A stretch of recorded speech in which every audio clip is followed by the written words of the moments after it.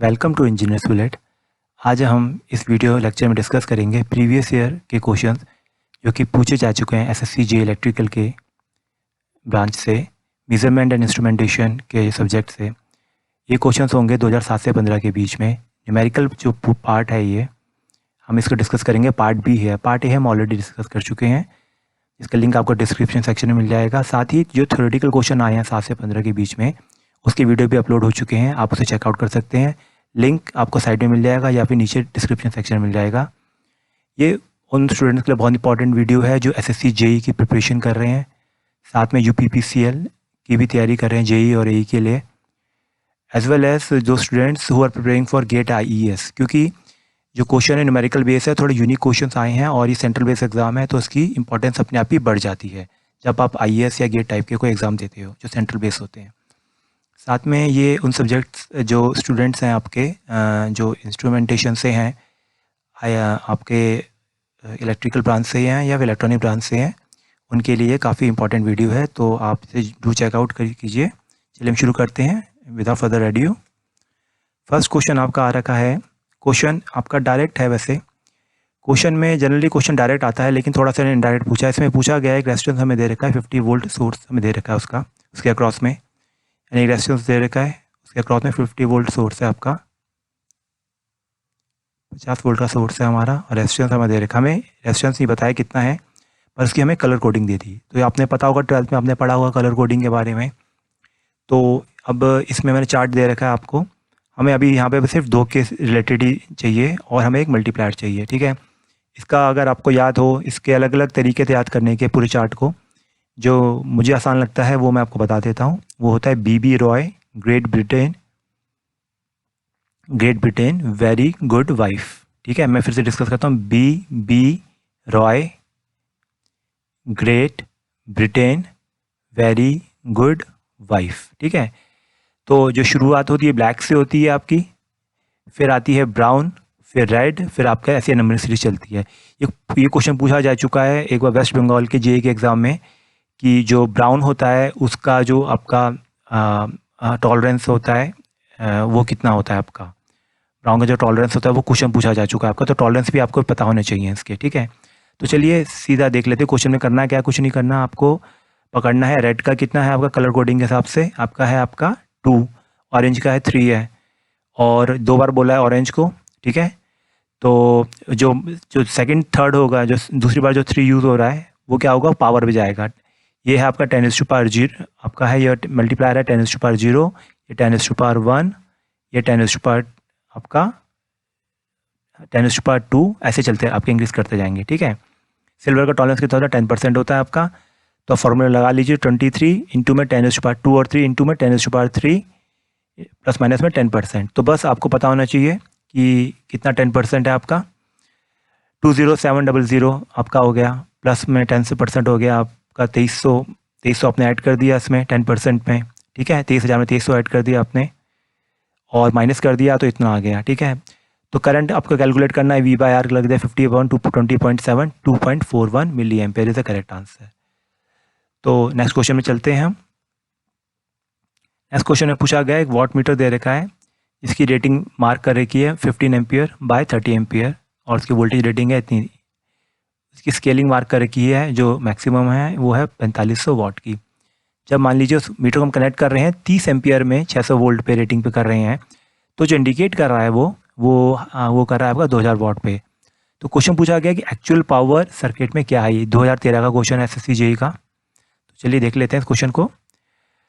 Multiplier factor देखिए क्या होता है। मल्टीप्लायर फैक्टर आपका होता है प्रोडक्ट ऑफ सीटी रेशियो इंटू में पीटी रेशियो, ये आपको पता होना चाहिए। तो जो सीटी रेशियो कितना है आपका, सेकेंडरी बाय प्राइमरी 30/15 इंटू में secondary by primary, PT ratio 600/300, तो 2 × 2 = 4 आ गया आपका। एक्चुअल पावर क्या होगी, जो हमारी वाट मीटर रीडिंग है वो कितनी गिवन दे रखी है 2000, और मल्टीप्लाई बाय मल्टीप्लिकेशन फैक्टर। जो एक्चुअल पावर होती है watt meter reading multiplication factor. ये 2 फॉर्मूलेज हैं, थोड़े यूनिक से हैं, आपने शायद देखे नहीं होंगे, तो ये पता होने चाहिए आपके आर्सेनल में होने चाहिए जब आप इस टाइप के पेपर देने जाओ, यूपीपीसीएल या फिर कोई यूनिक पेपर जो होते हैं जिसमें यूनिक क्वेश्चन पूछे जाते हैं। तो अच्छा क्वेश्चन है, 8000 what is the correct answer. चलिए नेक्स्ट क्वेश्चन चलते हैं। एक स्टोव एलिमेंट दे रखा है जो ड्रॉ कर रहा है 15 एम्पियर जब उसे कनेक्ट करा हमने 230 वोल्ट सप्लाई पे। How long does it take to consume 1 unit of energy. ठीक है, 2014 का क्वेश्चन है डायरेक्टली। देखिए स्ट्रोब एलिमेंट का मतलब क्या हुआ, ये रेस्टिव नेचर का है, सीधी सी बात है। स्ट्रोब एलिमेंट जो होता है, एलिमेंट होता है आपका रेस्टिव नेचर का होता है। तो जैसे इवन तो पावर फैक्टर कितना होगा इसका होगा 1 यूनिटी होगा आपका, क्योंकि रेस्टिव का यूनिटी होता है ना पावर फैक्टर। अच्छा, इंडक्टिव का लैगिंग होता है और कैपेसिटिव का लीडिंग होता है। करंट की वैल्यू में दे रखी है, वोल्टेज की वैल्यू गिवन हो रखी है, तो पावर का फॉर्मूला लगा दीजिए वी आई कॉस फाई। ठीक है, 230 वोल्ट है तो 1 फेज़ की बात हो रही है यहाँ पे, 3 फेज़ की बात हो ही नहीं रही यहाँ पे, तो √3 या फिर 3 वालों को फंडा लगेगा ही नहीं, तो simple V into I cos phi. तो 3.45 किलोवाट हम पहुँच गए पावर पे। बट एनर्जी होती है पावर इंटू टाइम होती है आपकी, ये सबको पता है। एक यूनिट में कितनी होती है, 1 किलोवाट आवर होते हैं, यानी 1000 वाट आवर। 1 किलोवाट आवर कितने हो गए, 3.45 किलोवाट इंटू में टाइम। तो टाइम की वैल्यू कितनी हो गई, 1 डिवाइडेड बाई 3.45 आवर, यानी 0.29 our is the correct answer. चलिए नेक्स्ट क्वेश्चन में चलते हैं, आसान क्वेश्चन था ये। नेक्स्ट क्वेश्चन थोड़ा सा इंटरेस्टिंग क्वेश्चन है, इंपॉर्टेंट क्वेश्चन में मैं ऐसे मार्क करता हूँ, क्योंकि ये क्वेश्चन पूछा जा सकता है किसी भी एग्जाम में, IES में चांसेस इसके आने के, अगर आ सके। एक लोड को कनेक्ट करा हमने सप्लाई पे, ठीक है, और एक करंट ट्रांसफार्मर और एक पोटेंशियल ट्रांसफार्मर हमने यूज़ किया है लोड और सप्लाई के बीच में, यानी एक लोड इधर दे रखा है, एक सप्लाई दे रखी है हमारी। ठीक है, यहाँ सप्लाई दे रखी है, उसके बीच में हमने CT और PT यूज़ किए, CT और PT पैरेलल में करें, एक तरीके से पैरेलल में यूज़ करें हमने। तो CT सीरीज में होता है और PT पैरेलल में होता है। ठीक है, पावर फैक्टर जो हमारा दे रखा है वो दे रखा है, वो दे रखा है कितना, सेकेंड साइड में मेजर कर रहा है सेकेंड CT और PT के, वो कितना है 0.5।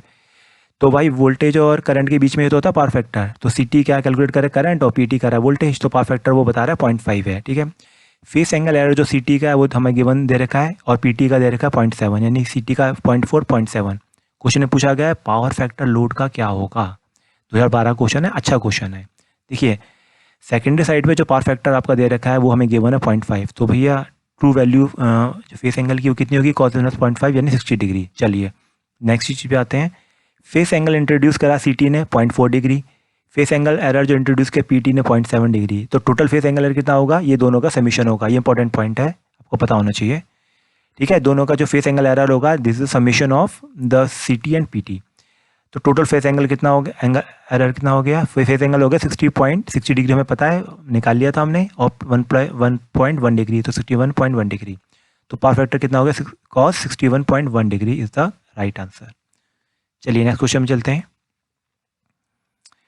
एक एट्यूनेटर प्रॉप दे रखा है हमें इस क्वेश्चन में, जिसे कनेक्ट करा हमने एम्पलीफायर पे। ठीक है, और उसका जो इनपुट कैपेसिटेंस हमारा दे रखा है एम्पलीफायर का, वो हमें दे रखा है 0.1 माइक्रोफैरेड।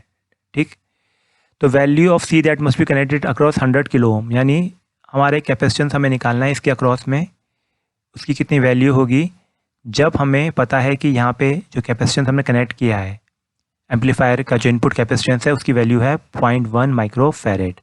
हमें ये सी कैलकुलेट करना है क्वेश्चन में। देखिए टू मेक द कंडीशन क्या दे रही है, to make the overall gain independent of frequency, यानी फ्रिक्वेंसी पे डिपेंड नहीं करेगा। 2013 का क्वेश्चन है, आपको याद होगा मीजरिंग इंस्ट्रूमेंट जो मूविंग आयरन होते हैं उसमें यही लॉजिक यूज़ होता है कि अगर हम चाहते हैं कि मूविंग आयरन इंस्ट्रूमेंट इंडिपेंडेंट हो फ्रिक्वेंसी के, तो क्या होता है, जो टाइम कांस्टेंट होता है आपका T1 τ1 इक्वल टू τ2 के बराबर होता है, यानी टाइम कांस्टेंट आपके सेम कर देते हैं।